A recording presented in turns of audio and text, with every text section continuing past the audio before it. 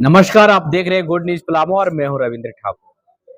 अभी हम मौजूद हैं सगाली में और हमारे साथ मौजूद है संगठन के राष्ट्रीय सचिव जो आजाद समाज पार्टी के हैं। और कल पांकी में चंद्रशेखर रावत का आगमन होना है, उसी को लेकर के खास बातचीत करेंगे और जानेंगे कि पांकी का माहौल क्या है।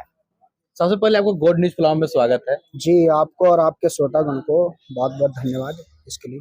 बताइए, कल चंद्रशेखर रावत जी का पांकी आगमन है, इसकी तैयारी कैसे चल रही है?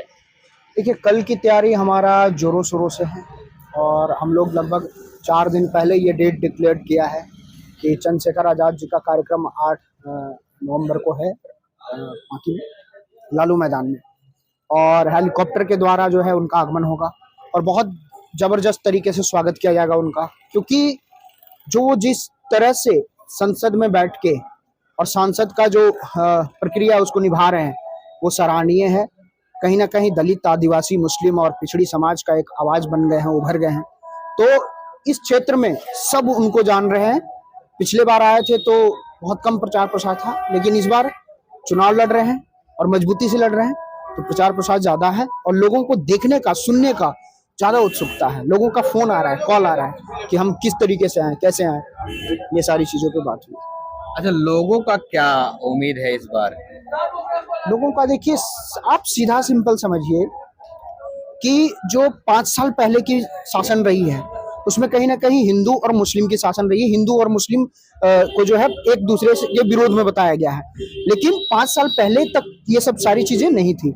और बात रही दलित, आदिवासी और पिछड़ी समाज की, तो वो 5 साल क्या, जब से पांकी विधानसभा जो है बनाया गया है असेंबली, तब से जो है आज हमारे समाज के लोगों में कोई विकास नहीं दिखता है। आज भी हम जाते हैं पिछड़ी समाज के घर, आज भी जाते हैं दलित समाज के घर, तो वही झोपड़ी, वही रोड, वही नाली, वही सड़क, तो इन सब पे किसी ने काम नहीं किया है।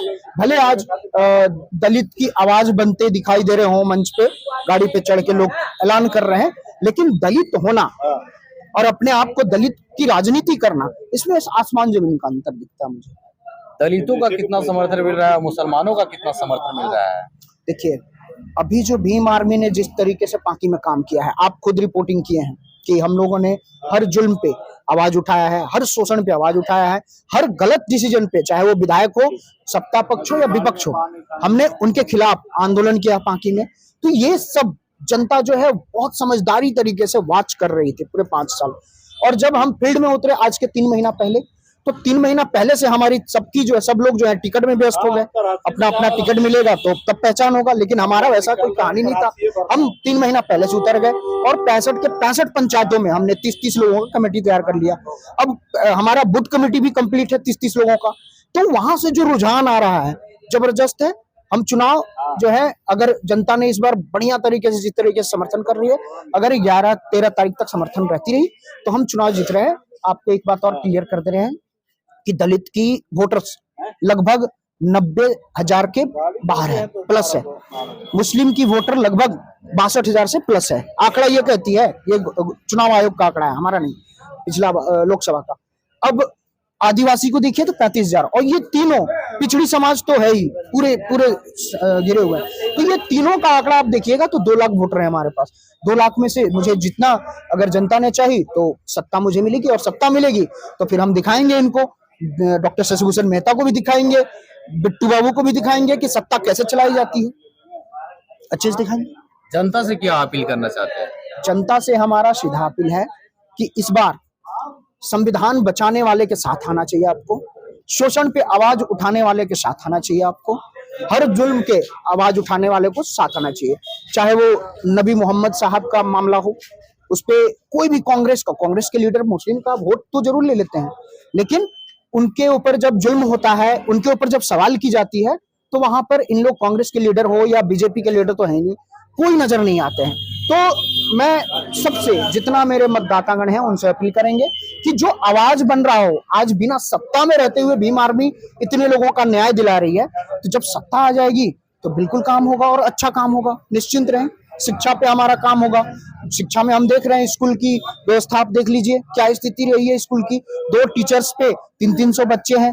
ये क्या हो रहा है? हमारे बच्चे वहां गरीब बच्चे पढ़ने जाते हैं, उनके तो IIT में पढ़ते हैं आकाश में, हमारे बच्चे तो यहाँ भी आपका व्यवस्था नहीं है सरकारी स्कूलों में।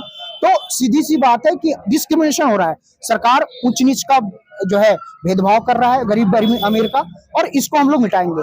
शिक्षा, स्वास्थ्य भी, सदर अस्पताल की हालत देखिए, पांकी का देखिए, बहुत सारे उप स्वास्थ्य केंद्र बनाया गया, लेकिन सिर्फ बिल्डिंग बन के तैयार है, डॉक्टर नहीं है वहां पर।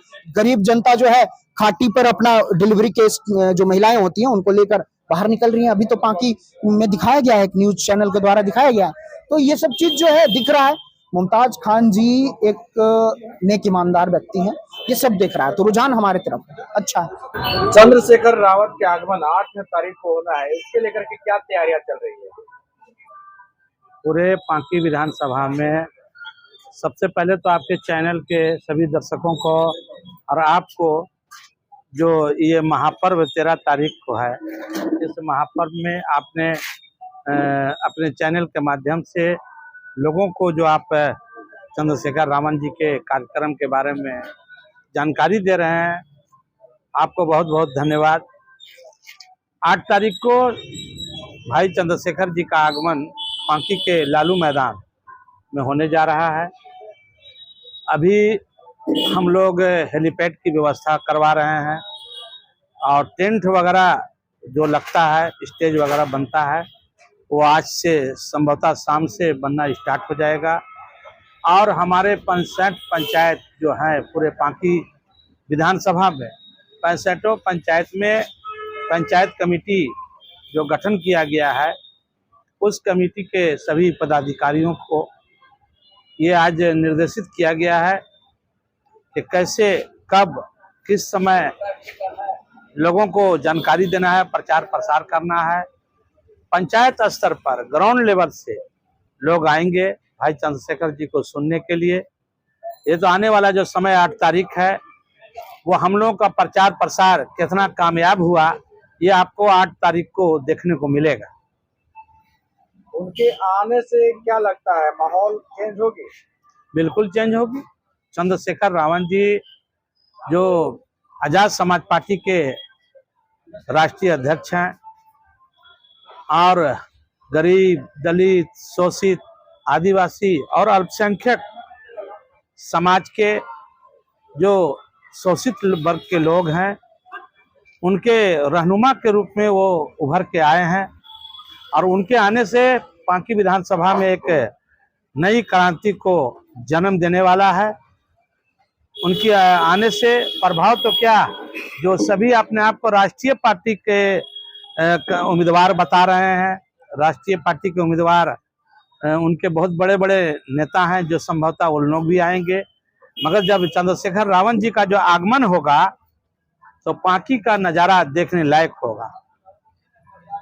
लोगों से क्या अपील करना चाहते हैं? लोगों से अपील है कि आप लोग 8 तारीख को लालू मैदान जो पांकी का है, उसमें तमाम बुद्धिजीवी वर्ग, गरीब, दलित, शोषित, पिछड़े, आदिवासी और अल्पसंख्यक समाज के लोगों से मैं आह्वान करना चाहता हूं कि आप लोग आएं और उनके विचारों को सुने।